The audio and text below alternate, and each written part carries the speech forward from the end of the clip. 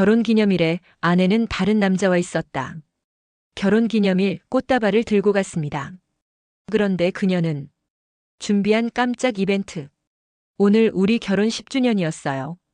평생 잊을 수 없는 날이 될 거라고 생각했는데 정말 잊을 수 없는 날이 되어버렸네요. 완전히 다른 의미로 말이에요.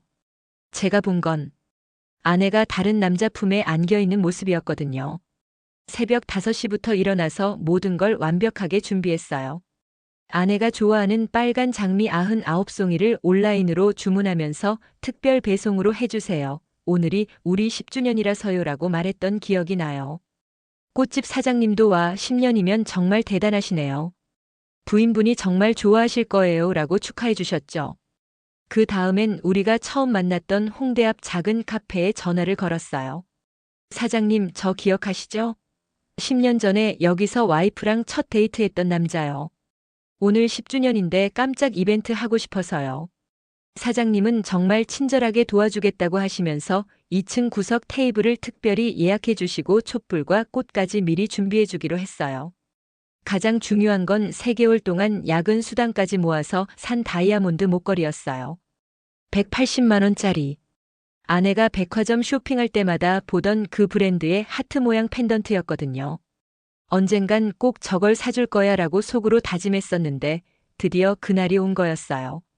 작은 벨벳 상자에 담긴 목걸이를 보면서 얼마나 뿌듯했는지 몰라요. 회사에서도 하루 종일 집중이 안 됐어요.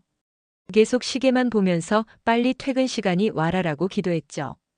동료 김 과장한테도 형, 오늘 우리 마누라한테 10년 전 프로포즈할 때보다 더 큰 이벤트 준비했어요 라고 자랑했어요. 김 과장은 야, 너 진짜 로맨틱한 남편이다. 부럽네라고 부러워했죠. 점심시간에는 미용실까지 가서 머리를 다듬었어요.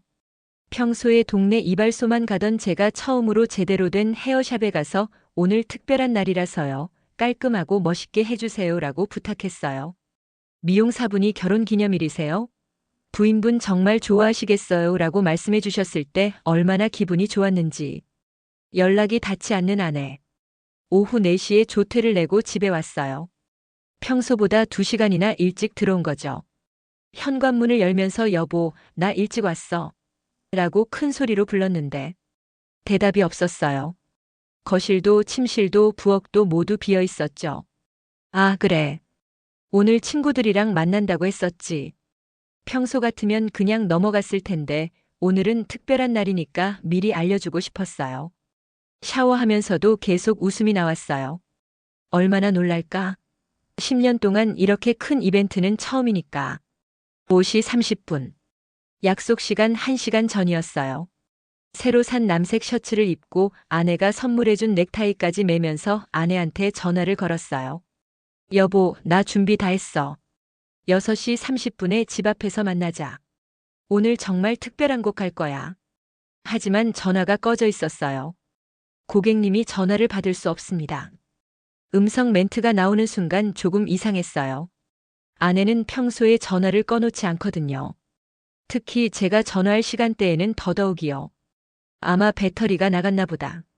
그렇게 생각하고 30분 후에 다시 걸었어요. 똑같았어요. 또 30분 후에 걸었는데도 여전히 꺼져 있었죠. 이때부터 조금씩 불안해지기 시작했어요. 6시가 되었어요. 평소 같으면 아내가 먼저 언제 들어와? 라고 문자를 보내는 시간이었거든요. 하지만 아무 연락이 없었어요.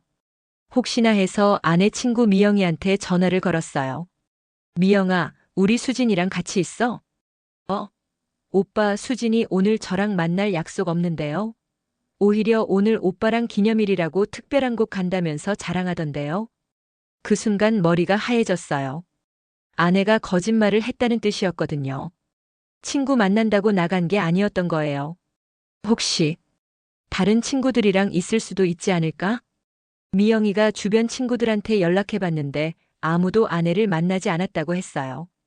심지어 지은이는 수진이 오늘 오후에 화장품 쇼핑한다고 혼자 강남 간다고 하던데요. 라고 말했어요. 6시 30분. 약속 시간이 되었지만 아내는 여전히 연락이 안 됐어요. 이때부터 진짜 초조해지기 시작했어요.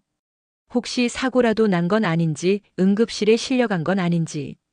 온갖 나쁜 생각들이 머리를 스쳐 지나갔어요. 의심스러운 문자. 7시가 넘어서야 아내한테서 문자가 왔어요. 미안해, 폰이 꺼져 있었어요. 친구들이랑 급하게 저녁까지 먹게 됐어. 오늘 기념일인데 정말 미안해. 내일 보상할게. 보통 같으면 그래, 괜찮어. 조심히 들어와라고 답장했을 텐데. 뭔가 이상했어요. 평소 아내 문자 스타일과 달랐거든요. 아내는 항상 여보라는 호칭을 쓰는데 이번엔 그냥 바로 내용으로 들어갔어요. 그리고 평소보다 문장이 짧고 딱딱했어요. 가장 이상한 건 보상할게라는 표현이었어요. 아내는 평소에 맛있는 거 해줄게 또는 다음에 더 좋은 곳 가자라고 말하는 스타일인데 보상이라는 단어는 처음 보는 거였어요. 지금 어디야? 몇 시에 들어올 것 같아? 답장을 보냈는데 30분이 지나도 읽음 표시조차 안 떴어요. 카카오톡 프로필을 확인해 보니 3시간 전 접속이라고 나와 있었어요. 그런데 방금 문자를 보냈는데 어떻게 3시간 전 접속일 수가 있죠? 8시쯤 다시 문자가 왔어요. 친구들이랑 노래방까지 가게 됐어. 11시쯤 들어갈게. 먼저 자고 있어. 이번에는 더 이상했어요. 아내는 평소에 노래방을 별로 좋아하지 않거든요. 오히려 시끄럽다면서 피하는 스타일인데. 그리고 결혼 기념일에 이렇게 늦게까지 나가 있는 것도 이상했어요. 평소 같으면 기념일인데 미안해, 빨리 들어갈게라고 했을 텐데. 계속 뭔가 석연치 않아서 통화 내역을 확인해 봤어요. 그런데 더 이상한 일이 벌어졌어요. 오늘 오후 2시부터 4시까지 총 7통의 전화가 걸려 있었는데 모두 같은 번호였어요. 그것도 제가 모르는 번호였죠. 010-8234 누구 번호인지 확인해 보려고 인터넷에 검색해 봤는데 아무것도 나오지 않았어요. 그 번호로 전화를 걸어볼까 하다가 괜한 의심일 수도 있다는 생각이 들어서 참았어요. 몰래 간 장소에서 본 충격적인 장면. 밤 10시가 넘어도 아내가 들어오지 않았어요. 11시라고 했는데 또 연락도 없었죠. 이상해서 아내 위치를 확인해 봤어요. 부부니까 서로 위치 공유를 해놓은 상태였거든요. 그런데 강남이었어요. 정확히는 청담동 쪽이었어요. 아내가 말한 것처럼 친구들이랑 있다면 홍대나 강남역 근처에 있어야 정상인데 청담동에 있을 이유가 없었어요. 더 이상한 건 위치가 계속 같은 곳에 머물러 있다는 거였어요. 노래방이라고 했는데 1시간 넘게 같은 자리에 있었어요. 호기심이 이기지 못해서 그 위치를 정확히 확인해 봤는데 고급 오피스텔이었어요. 가슴이 쿵 내려앉았어요. 왜 아내가 청담동 오피스텔에 있는 거죠? 친구들이랑 노래방 간다고 하고서는 결국 참을 수 없어서 택시를 타고 그 주소로 향했어요. 가는 동안 계속 아니야, 뭔가 오해일 거야. 친구 집일 수도 있고. 라고 스스로를 달랬지만 심장은 계속 빨리 뛰었어요. 청담동에 도착해서 그 오피스텔 앞에 섰을 때 아내 차가 주차되어 있었어요. 우리가 결혼 5주년 때 함께 산 그 흰색 소나타였어요. 번호판까지 확인했으니 틀릴 리가 없었어요. 이럴 리가 없어. 뭔가 다른 이유가 있을 거야. 오피스텔 로비로 들어갔는데 경비 아저씨가 있었어요. 어떻게 해야 할지 모르겠더라고요. 실례합니다. 제 아내가 여기 들어갔는데. 라고 말할 수도 없고. 그때 엘리베이터에서 누군가 내려오는 소리가 들렸어요. 혹시나 해서 숨어서 봤는데 아내였어요. 그런데 혼자가 아니었어요. 30대 초반으로 보이는 잘생긴 남자와 함께 나오고 있었어요. 정장을 입은 키 큰 남자였는데 아내가 그 남자 팔짱을 끼고 있었어요. 그것도 정말 자연스럽게요. 더 충격적인 건 아내의 모습이었어요. 평소에 보지 못했던 화려한 원피스를 입고 있었고 화장도 평소보다 진하게 하고 있었어요. 머리도 새로 손봤는지 완전히 다른 스타일이었고요. 그 남자가 아내 허리에 손을 올리면서 뭔가 속삭이자 아내가 웃으면서 고개를 끄덕였어요. 10년을 함께 산 아내의 모습이 맞나 싶을 정도로 생생하고 생기 있어 보였어요. 로비 한편에 숨어서 지켜보고 있는데 그들이 로비 소파에 앉았어요. 남자가 아내 손을 잡으면서 뭔가 진지하게 이야기하고 있었어요. 아내는 고개를 숙이고 있다가 갑자기 그 남자를 쳐다보면서 환하게 웃었어요. 그 웃음. 저한테도 오랫동안 보여주지 않았던 그런 행복한 웃음이었어요. 아내의 변명. 그들이 밖으로 나가자 저도 뒤따라갔어요. 어떻게 해야 할지 모르겠지만 그냥 지켜볼 수는 없었거든요. 그들은 근처 고급 레스토랑으로 들어갔어요. 이제 어떻게 하지? 몇십 분을 밖에서 서성이다가 결국 아내한테 전화를 걸었어요. 여보, 지금 어디야? 아, 여보. 지금 노래방에서 나왔어. 곧 들어갈게. 거짓말이었어요. 명백한 거짓말이었어요.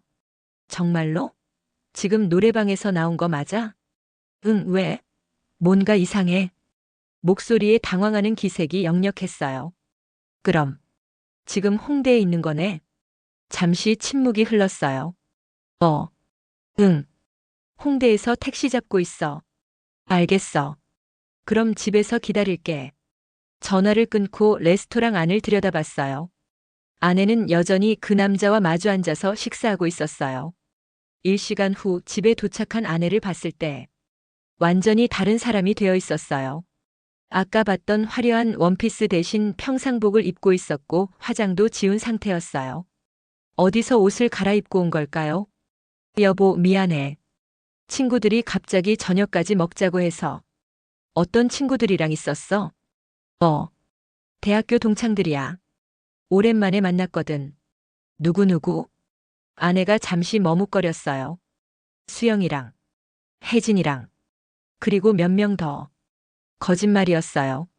수영이는 작년에 미국으로 이민 갔고 혜진이는 지난달에 제가 직접 만났을 때 수진이랑 요즘 연락 안 한다고 말했거든요. 그런데 왜 전화가 안 됐어? 몇 번을 걸었는데. 아, 폰 배터리가 나갔었어. 미안해. 지금 폰 배터리 얼마나 남았어? 지금? 한 70% 정도. 충전기를 들고 다니지도 않는 아내가 어떻게 배터리를 충전했을까요? 점점 더 많은 거짓말들이 쌓여가고 있었어요. 지워진 메시지들. 다음 날 아침 아내가 샤워하는 동안 아내 핸드폰을 확인해 봤어요. 평소 같으면 절대 하지 않을 일이었지만 어젯밤 일이 너무 이상했거든요. 카카오톡을 열어봤는데 대화 목록이 이상했어요. 분명 어제까지 있었던 대화방들이 몇 개 사라져 있었어요. 그리고 통화 기록도 깨끗하게 삭제되어 있었고요. 문자 메시지함도 확인해 봤는데 어제 오후 시간대 메시지들이 모두 지워져 있었어요. 누군가와 주고받은 메시지들을 의도적으로 삭제한 게 분명했어요. 그런데 한 가지 놓친 게 있었어요. 휴지통 기능이었어요. 아내가 실수로 휴지통은 비우지 않았더라고요. 삭제된 메시지들을 복구해 봤는데 오늘 못 만날 것 같아. 남편이 기념일 이벤트 준비했대. 정말? 그럼 내일 만날까? 아니야. 오늘이 더 스릴 있을 것 같아. 남편한테는 친구 만난다고 할게. 괜찮을까? 들키면 어떻게 하려고? 안 들켜. 10년 동안 한 번도 의심해 본 적 없는 사람이야. 마지막 문장을 읽는 순간 가슴이 무너져 내렸어요. 10년 동안 한 번도 의심해 본 적 없다고. 맞아요. 저는 정말 바보처럼 아내를 100% 신뢰했었거든요. 더 많은 메시지들이 있었어요. 어제 남편이 새 목걸이 선물한다고 하던데 당신이 준 게 더 예뻐. 당연하지. 내가 당신 취향을 더 잘 알잖아. 맞아. 남편은 내가 뭘 좋아하는지도 몰라. 이 문장이 가장 아팠어요. 저는 3개월 동안 야근 수당까지 모아서 아내가 좋아할 만한 목걸이를 샀는데 아내는 다른 남자가 준 선물이 더 예쁘다고 하고 있었어요. 진실을 찾기 위한 추적. 그 남자가 누구인지 알아내기 위해 본격적인 조사를 시작했어요. 먼저 어제 봤던 그 전화번호로 다시 검색해 봤어요. 이번에는 더 자세히 찾아봤죠. 페이스북, 인스타그램, 링크드인. 모든 SNS를 뒤져봤어요. 그리고 마침내 찾았어요. 인스타그램에서 그 번호를 프로필에 올린 사람을요. 김민호. 32살. IT 회사 부장. 프로필 사진을 보니 어제 봤던 그 남자가 맞았어요. 그 남자 인스타그램을 자세히 봤는데 충격적인 사실을 발견했어요. 3개월 전부터 올린 사진들을 보니까 배경이나 소품들이 아내와 관련된 것들이 많았어요. 예를 들어 한 달 전에 올린 카페 사진. 그 카페는 아내가 새로 생긴 예쁜 카페 발견했어라면서 저한테 자랑했던 바로 그 카페였어요. 그때 아내가 친구랑 우연히 들어갔는데 분위기가 너무 좋더라고 했던 그 카페요. 2주 전에 올린 영화관 사진. 아내가 요즘 보고 싶은 영화가 있어라고 했던 바로 그 영화의 포스터가 보였어요. 그때 저는 그럼 주말에 같이 보러 가자고 했는데 아내가 아니야. 별로 안 보고 싶어졌어라고 했었거든요. 알고 보니 이미 다른 남자와 봤던 거였네요. 가장 충격적인 건 일주일 전 사진이었어요. 고급 레스토랑에서 찍은 음식 사진이었는데 테이블 너머로 여자의 손이 살짝 보였어요. 손목에 찬 시계가. 제가 아내 생일에 선물한 바로 그 시계였어요. 댓글들을 봤는데 더 기가 막혔어요. 누구랑 갔어요? 특별한 사람이랑요. 히읗히읗. 와 부럽다. 언제 소개시켜 줄 거예요? 아직은 비밀이에요. 조금 복잡한 상황이라서. 복잡한 상황. 결혼한 여자와 만나고 있으니까 복잡한 상황이겠죠. 결국 들통난 불륜. 증거가 충분히 모였다고 생각해서 아내와 대화를 하기로 했어요. 하지만 바로 추궁하지는 않았어요. 혹시 제가 잘못 생각한 건 아닐까 하는 마지막 희망이 있었거든요. 여보, 요즘 뭔가 달라 보여. 어떻게? 더 예뻐진 것 같아. 화장품도 바꾼 것 같고 옷 스타일도 바뀌고. 아내가 잠시 당황하는 표정을 지었어요. 그래? 그냥. 나이 들어가니까 좀 더 신경 쓰려고 해서. 혹시 새로운 사람들 만났어? 직장에서나 아니면. 아니야, 왜 그렇게 생각해? 아니야, 그냥. 뭔가 활기차 보여서. 그날 밤 아내가 또 늦게 들어온다고 연락했어요. 동료들과 회식이 있어서 늦을 거야 라고 하면서요. 하지만 이번에는 바로 확인해 봤어요. 아내 회사에 전화를 걸어봤거든요. 안녕하세요. 김수진 대리 남편인데요. 혹시 오늘 회식 있나요? 아내가 늦는다고 해서. 오늘 회식 없는데요? 수진 씨도 정시에 퇴근하셨어요. 완벽한 거짓말이었어요. 이번에는 직접 현장을 잡기로 했어요. 아내 위치를 확인해 보니 이번에도 어제와 같은 청담동 오피스텔이었어요. 택시를 타고 가서 오피스텔 앞에서 기다렸어요. 2시간을 기다린 끝에 아내가 그 남자와 함께 나왔어요. 이번에도 팔짱을 끼고 행복해 보이는 표정으로요. 더 이상 참을 수 없어서 그들 앞으로 걸어갔어요. 수진아. 아내가 저를 보는 순간 얼굴이 하얘졌어요. 그 남자도 깜짝 놀라면서 아내를 쳐다봤어요. 여보? 어떻게 여기에? 내가 물어봐야 할 말 아니야? 너야말로 여기서 뭐 하는 거야? 아내가 그 남자의 팔에서 손을 빼면서 당황해했어요. 이건 설명할 수 있어. 설명? 뭘 설명하려고? 너희 둘이 팔짱 끼고 다니는 걸 어떻게 설명할 거야? 그 남자가 나서려고 했어요. 죄송합니다. 제가. 당신은 누구세요? 그리고 제 아내랑 왜 이러고 있는 거죠? 김민호라고 자신을 소개한 그 남자는 말을 제대로 잇지 못했어요. 저는 수진 씨와. 수진 씨? 제 아내 이름을 왜 그렇게 불러요? 아내가 급하게 끼어들었어요. 여보, 잠깐만. 집에 가서 이야기하자. 집에서? 지금 여기서 다 설명해. 도대체 몇 달 동안 나한테 거짓말하면서 이 남자와 뭘 한 거야? 주변 사람들이 쳐다보기 시작했어요. 아내가 더 당황하면서 제 팔을 잡아당겼어요. 여보, 제발. 여기서는 안 돼. 안 돼? 여기서 남자랑 데이트하는 건 되고 여기서 따지는 건 안 돼? 그 남자가 다시 말을 꺼냈어요. 정말 죄송합니다. 저희가 잘못했습니다. 잘못했다고요? 뭘 잘못했다는 거예요? 구체적으로 말해보세요. 침묵이 흘렀어요. 아무도 대답하지 않았어요. 10년이에요. 10년 동안 한 번도 의심하지 않았어요. 어제 결혼 기념일이었는데 내 아내가 다른 남자와 여기 있었어요. 3개월 동안 야근 수당 모아서 산 목걸이를 선물하려고 했는데 아내가 울기 시작했어요. 미안해. 정말 미안해. 미안하다고? 미안하다는 말로 10년이 해결돼? 나를 속였던 이유. 집으로 돌아와서 아내와 마주 앉았어요. 그 남자는 시간을 드리겠다면서 먼저 갔고요. 언제부터였어? 3개월 전부터. 어떻게 만났어?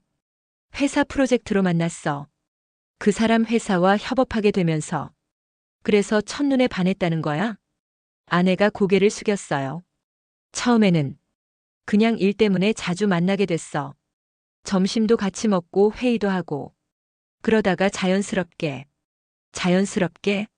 결혼한 사람이 자연스럽게 다른 남자와 여보, 우리 언제부터 이렇게 됐지? 뭐가?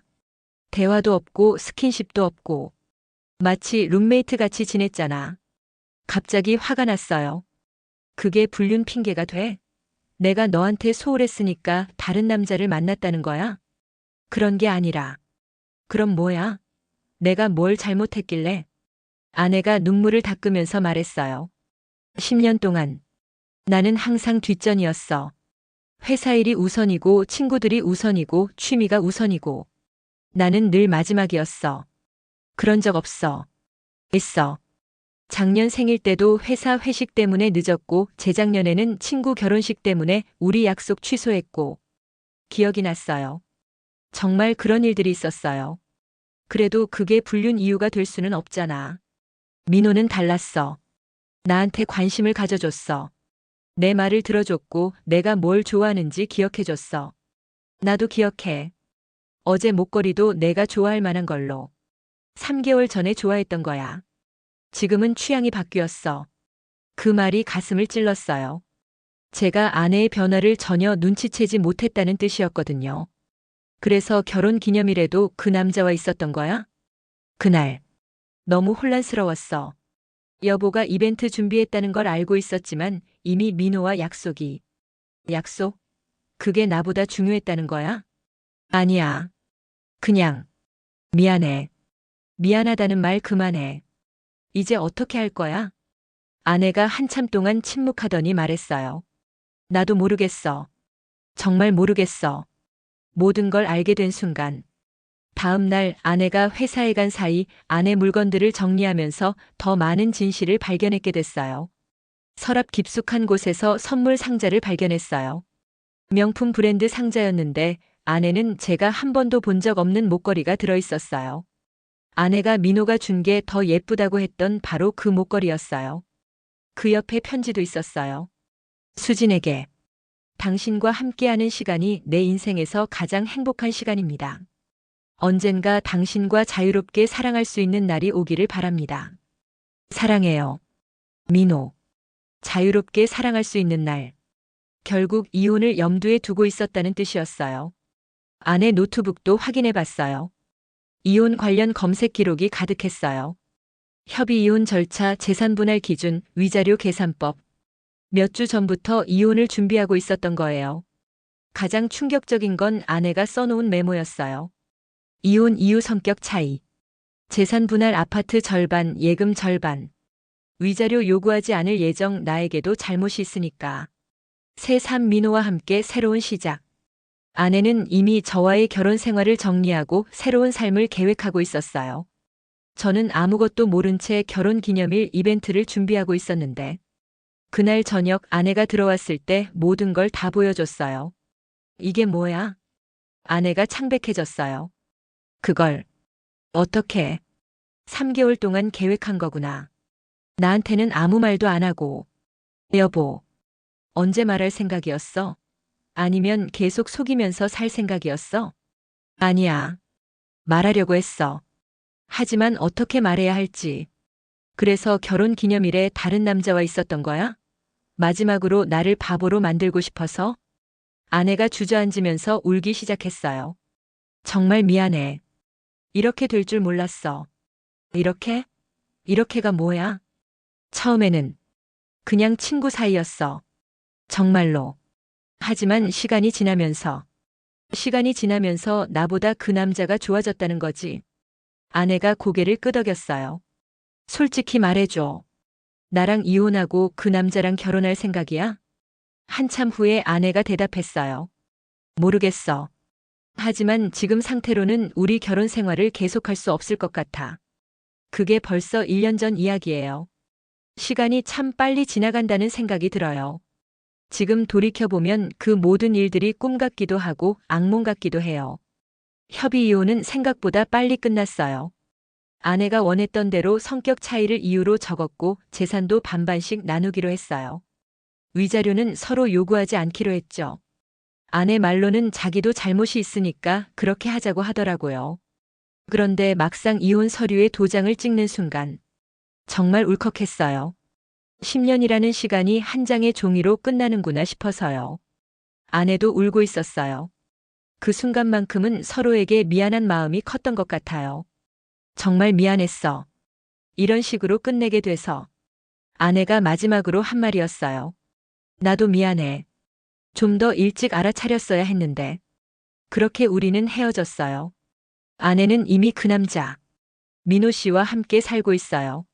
신혼집으로 썼던 우리 아파트에는 제가 혼자 남았고요. 처음에는 정말 적적했어요. 10년 동안 두 명이 살던 집이 갑자기 혼자가 되니까 모든 게 너무 크고 공허하게 느껴지더라고요. 특히 저녁 시간이 가장 힘들었어요. 평소 같으면 아내가 오늘 뭐 먹을래? 라고 물어보고 함께 저녁을 준비하던 시간이었거든요. 혼자 컵라면을 끓여 먹으면서 이게 내 인생인가 싶어서 허탈했어요. 첫 한 달은 정말 우울했어요. 회사에서도 집중이 안 됐고 친구들이 만나자고 해도 나가기 싫었어요. 그냥 집에서 넷플릭스나 보면서 시간을 보냈죠. 술도 많이 마셨어요. 혼자 소주 한 병씩 마시면서 내가 뭘 잘못했나 계속 생각했어요. 그런데 3개월 정도 지나니까 조금씩 달라지더라고요. 혼자 사는 것에 익숙해지기 시작했어요. 오히려 자유로운 면도 있었거든요. 보고 싶은 영화를 보고 먹고 싶은 걸 먹고 늦게까지 게임을 해도 잔소리하는 사람이 없으니까요. 가장 큰 변화는 취미 생활을 시작한 거였어요. 결혼하고 나서 포기했던 기타를 다시 시작했어요. 주말마다 강남에 있는 기타 학원에 다니기 시작했는데 생각보다 재미있더라고요. 20대 때 치던 노래들을 다시 연습하면서 그때 감정들이 되살아나는 기분이었어요. 그리고 운동도 시작했어요. 집 근처 헬스장에 등록해서 일주일에 3번씩 다녔어요. 처음에는 몸이 너무 무거워서 10분만 운동해도 죽을 것 같았는데 3개월 지나니까 확실히 체력이 좋아지더라고요. 몸이 좋아지니까 마음도 좀 더 밝아진 것 같았어요. 6개월쯤 지났을 때 우연히 아내와 그 남자를 봤어요. 카페에서 친구와 커피를 마시고 있는데 창 밖으로 두 사람이 지나가는 게 보인 거예요. 아내는 예전보다 더 밝아 보였어요. 웃는 모습이 정말 행복해 보였고요. 처음에는 가슴이 아팠어요. 나와 함께 있을 때는 저렇게 웃지 않았는데 하는 생각이 들면서요. 하지만 동시에 그래 저렇게 행복해하는 모습을 보니 잘된 일인가 보다라는 생각도 들었어요. 그때 깨달았어요. 저도 아내도 우리 결혼 생활에서 진짜 행복하지 않았다는 걸요. 단지 익숙해서 안정적이어서 함께 있었던 거지 정말 사랑해서는 아니었던 것 같아요. 적어도 마지막 몇 년은 그랬던 것 같아요. 8개월쯤 지났을 때 처음으로 소개팅을 나갔어요. 친구가 이제 새로운 사람 만나봐라고 해서요. 처음에는 정말 어색했어요. 10년 만에 처음 하는 데이트였거든요. 대화도 어떻게 해야 할지 모르겠고, 뭘 해야 할지도 모르겠고. 그 여자분은 좋은 분이었어요. 간호사 일을 하시는 29살 분이었는데 성격도 밝고 예쁘기도 했어요. 하지만 계속 아내와 비교하게 되더라고요. 아내는 이럴 때 이렇게 했는데 이런 식으로요. 두 번째 만날 때 솔직하게 말씀드렸어요. 죄송해요. 아직 제가 준비가 안 된 것 같아요. 좀 더 시간이 필요할 것 같아요. 그분도 이해해 주시더라고요. 괜찮아요. 이혼하신 지 얼마 안 되셨으니까 당연하죠. 그 이후로는 연애에 대한 생각을 잠시 접어두었어요. 대신 저 자신에게 더 집중하기로 했어요. 회사에서도 더 열심히 일했어요. 예전에는 아내 때문에 야근을 꺼렸는데 이제는 할 일이 있으면 끝까지 하고 들어갔어요. 그러다 보니 성과도 좋아졌고 팀장님께서 요즘 더 적극적이 된 것 같다고 칭찬해 주시기도 했어요. 주말에는 혼자 여행도 다녔어요. 강원도 정선에도 가고 전라도 여수에도 가고. 혼자 여행하는 게 처음에는 어색했는데 해보니까 나름 괜찮더라고요. 누구 눈치 볼 필요 없이 가고 싶은 곳을 가고 하고 싶은 걸 하니까 자유로웠어요. 그러면서 저 자신에 대해서도 많이 알게 되었어요. 제가 생각보다 혼자 있는 걸 좋아한다는 것도 알았고, 새로운 걸 배우는 걸 즐긴다는 것도 알았어요. 결혼하기 전 20대 때의 저를 다시 찾아가는 기분이었어요. 1년이 지난 지금 솔직히 말씀드리면 많이 좋아졌어요. 물론 가끔은 외롭기도 하고 아내 생각이 나기도 해요. 특히 우리가 함께 봤던 영화가 TV에 나오거나 함께 갔던 식당 앞을 지날 때는 그래요. 하지만 그런 순간들이 예전만큼 아프지 않아요. 오히려 좋은 추억이었다라고 생각할 수 있게 되었어요. 아직도 결혼 기념일만 되면 그날이 생각나요. 3개월치 월급을 모아서 산 목걸이는 결국 기부했어요. 제가 갖고 있을 이유가 없더라고요. 대신 그 돈으로 새 기타를 샀어요. 제 새로운 시작을 위해서요. 최근에는 새로운 사람에 대한 관심도 조금씩 생기기 시작했어요. 기타 학원에서 만난 사람들과도 친해졌고 헬스장에서도 인사하는 사람들이 생겼어요. 아직 연애할 생각은 없지만 사람들과의 관계 자체가 예전보다 편해진 것 같아요. 가끔 생각해봐요. 만약 그날 아내의 불륜을 발견하지 못했다면 어떻게 되었을까요? 계속 모른 채 살았을까요? 아니면 언젠가는 들켰을까요? 솔직히 모르겠어요. 하지만 한 가지 확실한 건 알게 돼서 다행이라는 거예요. 물론 그 순간은 정말 고통스러웠지만 그 덕분에 새로운 삶을 시작할 수 있었거든요. 혹시 이 이야기를 듣고 계신 분들 중에 비슷한 상황에 있는 분이 있다면 너무 절망하지 마세요. 처음에는 세상이 무너지는 것 같고 앞이 보이지 않을 거예요. 저도 그랬거든요. 하지만 시간이 지나면 분명히 좋아져요. 새로운 자신을 발견하게 되고 새로운 꿈도 생기고 새로운 사람들도 만나게 돼요. 인생이 끝난 게 아니라 새로운 장이 시작되는 거예요. 그리고 결혼하신 분들께는 오늘 배우자에게 관심을 가져보세요. 오늘 기분 어때? 요즘 뭘 하고 싶어? 이런 간단한 질문부터 시작해보세요. 그리고 정말로 들어주세요. 스마트폰 보면서 대충 듣지 말고요. 저는 너무 늦게 깨달았어요. 결혼은 골인이 아니라 시작이라는 걸요. 매일매일 노력하고 관심을 갖고 사랑을 표현해야 하는 거라는 걸요. 10년 결혼 생활이 하루아침에 무너질 수 있다는 걸 몸소 체험했어요. 여러분은 저 같은 후회를 하지 않으셨으면 좋겠어요. 지금 저는 새로운 꿈이 생겼어요. 기타를 잘 쳐서 언젠가는 작은 공연이라도 해보고 싶어요. 그리고 좀 더 여행도 다니면서 세상을 넓게 보고 싶고요. 언젠가는 정말 저를 이해해주고 사랑해줄 사람도 만날 수 있을 거라고 믿어요. 인생은 한 번뿐이잖아요. 후회하면서 살기엔 너무 짧아요. 그게 제가 이 1년 동안 깨달은 가장 큰 교훈이고 여러분께 전하고 싶은 메시지입니다.